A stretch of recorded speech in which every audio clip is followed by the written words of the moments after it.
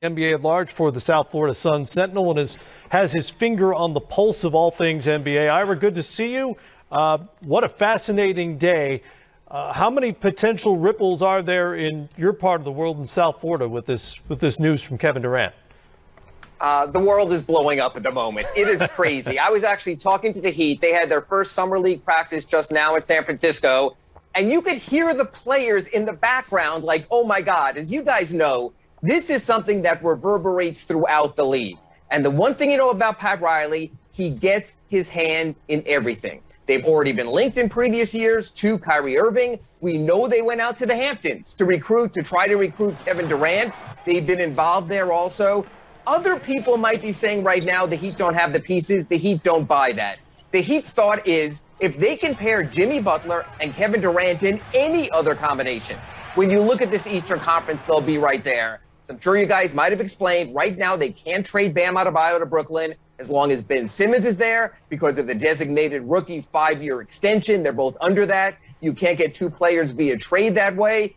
But there's so many ways this could go. Who knows? Maybe Ben Simmons comes with KD. So I would think that, honestly, anything short of Jimmy Butler, I think Pat Riley and Andy Ellisberg have all the permutations out there. They have 3 first-round picks at their disposal. And I don't mean this the wrong way. But Pat Riley is 77, and even when he was 67 and 57, he lived for the moment. So, yeah, I think Pat Riley would put aside draft picks, would have put aside the youth of Tyler Hero, maybe the promise you could save an Omer Yurtseven or Gabe Vincent or Max Strus. I think Pat would push every chip to the middle of the table, just like he keeps throwing those damn championship rings at us.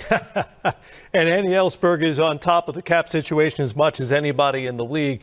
We did not discuss the Bam Adebayo factor here in terms of pairing him with Ben Simmons.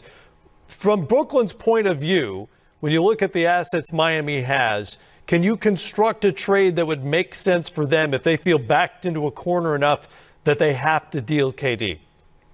Well, I think you'd want a young linchpin, and I think that's Bam Adebayo. But again, because they have Ben Simmons and they can't have 2 players on that designated rookie scale max deal acquired by trade, they couldn't have Ben Simmons and Bam together. But you can work around that. Like you guys were saying, they may blow this entire thing up.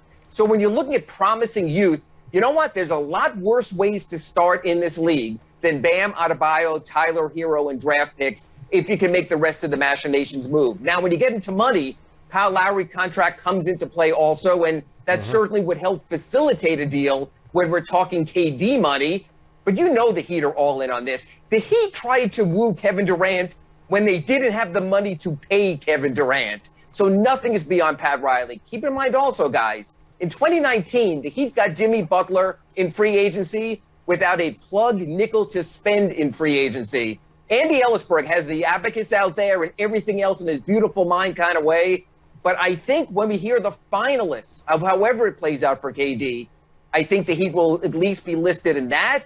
Kyrie, a little bit different. I think you have to have concerns. Do you give up the future of a Bam, of a Tyler Hero for Kyrie? But you know what? These are like sharks in the water right now, and they see the Brooklyn chum as having some issues. So, yeah, Pat Riley, if he's going big whale hunting, he just found himself a harpoon, and he's probably down by South Beach right now.